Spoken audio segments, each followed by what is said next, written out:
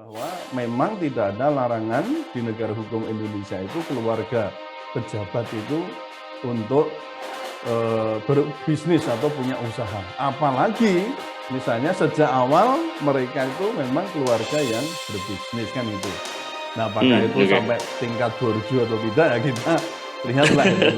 Tapi prinsipnya tidak ada larangan itu, Mas. Cuma dalam hal ini dari sisi moral itu memang tidak etis lah ya. Jika keluarga presiden itu berbisnis dalam atau ketika masa apakah ayahnya atau siapa itu yang sedang menjabat sebagai presiden, karena dikhawatirkan akan terjadi konflik of interest.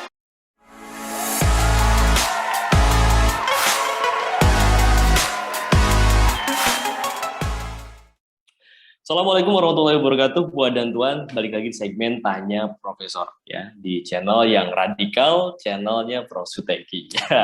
Bersama saya tetap menemani Puan dan Tuan semua, saya Aab, dan di samping saya sudah ada Prof. Suteki selaku narasumber kita. Assalamualaikum, Prof. Waalaikumsalam warahmatullahi wabarakatuh. Oke, sehat ya? Alhamdulillah sehat, Mas. Iya, Prof, ini ada isu yang saya cuplik di Twitter meskipun sudah sehari yang lalu atau 2 hari yang lalu. Yeah. Cuman ini masih relevan ya, karena ini menyangkut dengan Kaisang ya, bin Jokowi ya, Kaisang putra Jokowi, yang dia membeli saham PT Panca Mitra Multiperdana, sebuah perusahaan yang bergerak di makanan beku, frozen food, yang berbasis udang. Nah, yang dia beli itu nggak nanggung, Prof. Cuman 92 miliar ya. Cuma 92. Iya, hampir 100 miliar. Iya. Lalu kemudian viral nih, Prof, hashtag dari mana duit Kaisang ya. Karena salah satunya diangkat oleh Rizal Ramli yang mempertanyakan, hari ini ada anak kecil katanya. Anak bawang beli investasi ratusan miliar, duit dari mana itu? Kata Rizal Ramli itu kayak gitu. Nah, itu kan kalau dia tuh menyebut, lah kan dia itu jualan bisnis pisang doang katanya, dan jualan martabak. Nah, yang ingin saya tanyakan ini ke jenengan, Prof. Jenengan melihat kecurigaan itu enggak? Seperti apa yang dirasakan juga Rizal Ramli. Ya, baik, Mas Aab. Prasangka itu sebenarnya memang salah satu karakter manusia ya. Curiga, prasangka itu. Tapi kita harus tahu juga bahwa prasangka itu ada 2. Ada prasangka baik, ada prasangka buruk gitu ya. Ada su'udzon, ada husnudzon. Nah, curiga itu lebih ke arah prasangka buruk. Nah, bolehkah kita berprasangka buruk kepada orang lain? Atau mengapa ada orang yang menaruh curiga kepada pihak lain? Nah, jadi ini bahasan dari sisi moral agama ini ya. Kita kita endorse dari sisi ini dulu. Nah, prinsipnya kan kita tidak boleh berprasangka buruk atau suudzon ya terhadap sesama muslim, apalagi orang yang beriman, apalagi orang yang baik kan gitu. Namun dalam hal ini Islam juga membolehkan untuk berprasangka buruk kepada orang atau pihak yang memang sudah dikenal berperangai buruk. Nah, misalnya apa? Suka berdusta, berbohong, tidak menepati janji gitu ya. Lalu suka mencuri ya dan lain-lain. Nah, pertanyaannya, apakah Kaisang itu termasuk orang yang suka atau tadi saya katakan bertabiat buruk? Atau mungkin ada keluarganya yang bertabiat buruk, suka berdusta, berbohong. Nah, itu monggo, itu silahkan ditanya. Jadi, maksud saya ditanya begitu loh ya, misalnya itu. Nah, kalau saya ditanya curiga atau tidak, ya saya tidak curiga, hanya cuma dalam hal ini ingin tahu kok bisa ya di masa sesulit ini ya. Dan saya kira banyak pengusaha-pengusaha yang sambat gitu ya, sambat itu dalam arti apalagi ini ada banyak pengusaha yang sudah senior pun itu mengeluh bahwa omsetnya turun, penghasilannya turun, ya kan, kemudian keuntungan turun dan seterusnya dengan berbagai ya alasan karena kita sekarang dalam pandemi COVID-19 ini. Nah, Lalu bagaimana tiba-tiba ya tadi seperti pertanyaan Bang Rizal Ramli itu kok bisa anak bawang gampangnya gitu ya, masih bau kencur ya gitu ya. Ini mampu memborong saham yang nilainya hampir mendekati 100 ratusan miliar. miliar. Nah, terus terang Ya. saya keponya di sini, Mas. Ya, saya kepo di sini. Berarti sekedar rasa ingin tahu ya, Prof ya? Ya, saya terus terang punya rasa ingin tahu itu sangat tinggi sekali. Dari mana duit itu? Nah, berarti masih berhenti di situ. Iya, saya juga pengen tahu, Prof, itu, Prof. Oke, Prof, saya ingin lebih jauh ya, karena kalau kita belajar dari pengalaman ya, dari misalkan dari Tommy Soeharto nih, Prof. Jadi melihat Kaisang ini seakan ada yang berulang nih. Anak presiden jadi konglomerat. Nah, tanggapan Prof Sedikit seperti apa sih melihat fenomena ini? Iya, di negara hukum Indonesia itu tidak ada larangan keluarga pejabat itu untuk berbisnis. Kan gitu. Nah, boleh saja ya asal dilakukan secara sehat. Kita kalau juga punya undang-undang anti apa itu persaingan usaha tidak sehat dan sebagainya kan kita punya itu. Nah, jadi tadi saya katakan boleh aja silahkan itu ya. Nah, selama tadi tidak ada KKN. Nah, keluarga Soeharto dengan tadi saudara sebut ada Mas Tommy ya, kemudian juga ada keluarga SBY. Memang keluarga SBY nggak berbisnis kan, juga ada bisnis, ada usaha. Lalu keluarga Yusuf Kala, nah itu malah dikenal dari awal itu seorang pengusaha. Kemudian keluarga Jokowi, siapa yang tidak tahu kalau beliau juga awal pun itu pengusaha mebel kan itu kan. Nah, besar kecil saya tidak tahu. Nah, terus kemudian juga anak-anaknya kan demikian juga. Nah, maka dalam hal ini juga harus kita berprasangka baik itu tadi ya, bahwa memang tidak ada larangan di negara hukum Indonesia itu keluarga pejabat itu untuk berbisnis atau punya usaha. Apalagi misalnya sejak awal mereka itu memang keluarga yang berbisnis kan gitu. Nah, apakah itu sampai tingkat borju atau tidak ya kita lihatlah itu.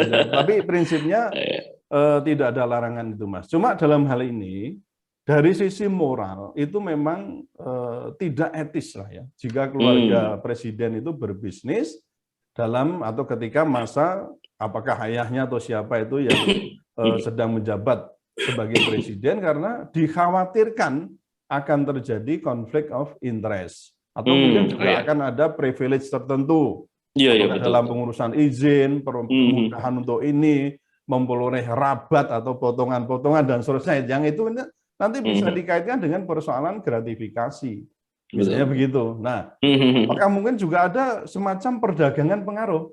Nah, lawang yang namanya ketua DPD dulu Pak Irman Gusman itu kan dituduh ada melakukan perdagangan pengaruh meskipun tidak langsung pada jabatannya itu loh. Jadi memang kemungkinan besar dari sisi hukum yang kemudian bisa dari sisi moral yang bisa menyeret ke aspek hukum itu peluangnya sangat tinggi, sangat besar sekali untuk hal-hal yang artinya lebih ke problem etis ya, Prof ya. Iya, ada problem etis. Saya sering mengatakan ini ngomong hukum itu nggak bisa hanya peraturan tok, tapi persoalan moralitas itu juga harus diikutkan karena ini kita negara katanya mengaku sebagai negara Pancasila. Nah, Pancasilanya di mana? Dalam bisnis pun juga harus persoalan bisnis kita punya etika kehidupan berbangsa. Dalam ekonomi bagaimana kan kita punya. Itu di TAP MPR nomor 6 tahun 2001. Ada itu, Mas. Etika kehidupan berbangsa.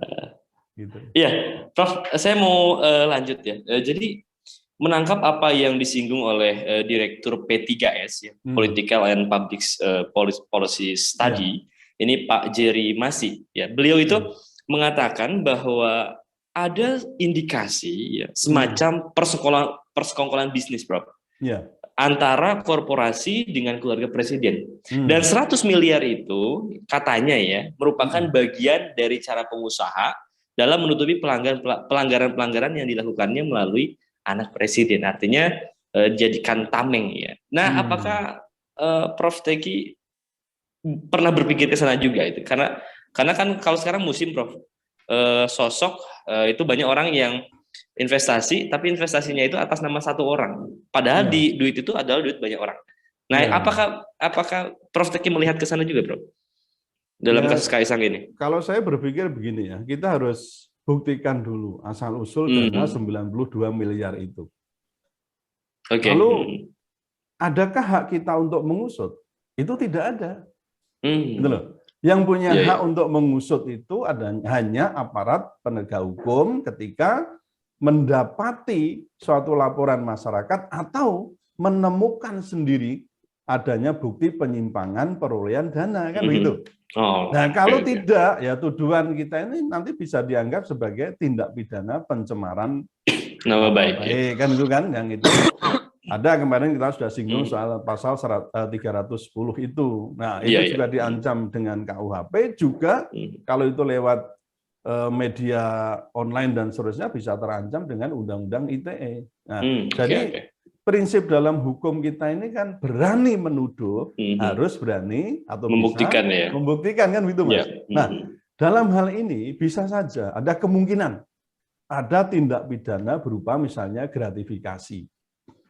Itu kan bisa aja itu diterima ya, atau terjadi di situ, atau mungkin ada pencucian uang atau tindakan misalnya nepotisme dan juga kolusi. Nah, tapi ya itu tadi saya katakan tidak boleh gegabah menuduh jika tidak punya cukup bukti. Nah, sebenarnya kata kan gampang, Mas. Mau tanya, ya tanya aja Mas Kaisang, Mas duitnya kok ngendi? Tapi kan kita akan ditanya, loh, Anda punya hak apa kok tanya tentang asal duit saya 92 miliar? Ayo, Anda mau jawab apa? Anda nggak punya hak, gitu. Itu kan urusan private, urusan perusahaan luar. Kecuali tadi memang orang menemukan, indikasi ini ada nepotismenya, ada kolusi. Ini hanya untuk nutupi borok-boroknya pengusaha supaya mereka tidak terkuak. Wah, ini karena anaknya presiden. Itu kan semacam tuduhan-tuduhan. Maka kadang saya itu berpikir lah, iya orang itu sebenarnya gampang sih kalau punya kenalan dengan Kaisang itu langsung tanya ke Kaisang, Mas, duitmu kok ngendi, Mas? Duitmu dari mana? Selesai loh sebenarnya. Bahwa kita ini sudah heboh. Dunia maya macam ini, tapi tadi prinsipnya Anda berani menuduh berarti harus mampu atau mau punya bukti atau mampu membuktikan. Itu prinsip, Mas. Dalam dunia hukum kita harus ngomong begitu. Ya. Oke, menarik nih Prof. Lanjut Prof ya. Gini, saya melihat posisi anak presiden itu kan semua orang sepakat Prof kalau bahwa anak presiden itu punya privilege ya. Yang ini bisa ribuan kali daripada warga biasa kesempatannya itu. Itu satu hal yang disepakati bersama. Nah, dari sini yang ingin saya tanyakan, apa sih nasihat Prof Suteki bagi anak presiden hari ini maupun mendatang ya, mungkin semacam tips jadi anak presiden agar kemudian bisa memanfaatkan privilege-nya secara etis ya, yang tadi disinggung, atau secara gimana gitu Prof, agar orang itu juga sama enak gitu, dia anak presiden, kita rakyat itu. Jadi ada beberapa hal yang ingin saya sampaikan. Pertama ini ya, jadi aksi borong saham perusahaan, apakah itu jenis usahanya bidang apa saja dan oleh siapa saja, dengan nilai berapa saja, itu secara normatif sah-sah saja.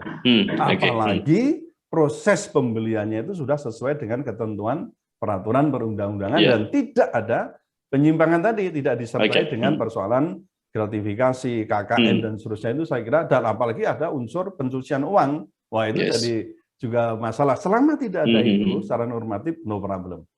Kemudian yang kedua, oleh karena menyangkut anak orang nomor 1 di NKRI, maka aspek transparansi dan juga akuntabilitas serta persaingan usaha sehat dalam bisnis itu perlu diperhatikan. Agar apa? Tidak menimbulkan spekulasi politik, Mas, yang kemudian berujung pada polemik di tengah situasi negara yang sekarang kita bisa katakan sedang kritis itu. Itu yang kedua. Lalu yang ketiga, kalau menyangkut sumber dana, misalnya, dan adanya dugaan gratifikasi, yang saya kira yang dilarang, itu saya kira dalam ini adalah maksudnya yang perlu harus dilakukan adalah perlu ada pembuktian melalui pemeriksaan oleh lembaga yang berwenang.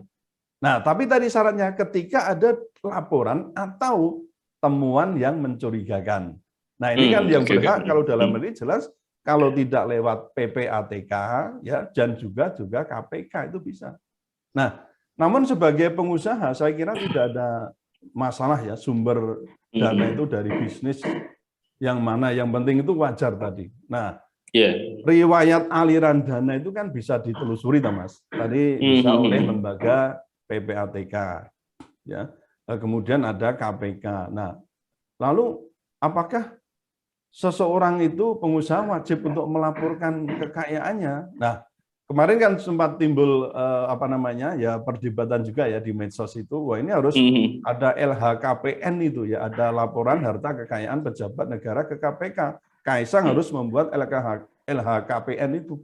Lah apa hubungannya, wong Kaisang itu bukan pejabat. Bukan pejabat ya. Kan juga ada yang menyebut soal itu, tidak bisa gitu loh. Jadi dia bukan pejabat negara, bukan ASN. Kok dituntut untuk melaporkan kekayaan itu dari mana? Nah, gitu loh. Nah, ini maaf ya, ini bukan saya bela nih, enggak, tapi ini saya ingin menunjukkan perkara dari sisi hukumnya bagaimana gitu. Kemudian berikutnya, apakah perlu klarifikasi? Dan tidak ada kewajiban seorang pengusaha yang memborong saham dengan praktek bisnis yang sehat itu untuk mengklarifikasi dari mana duitnya.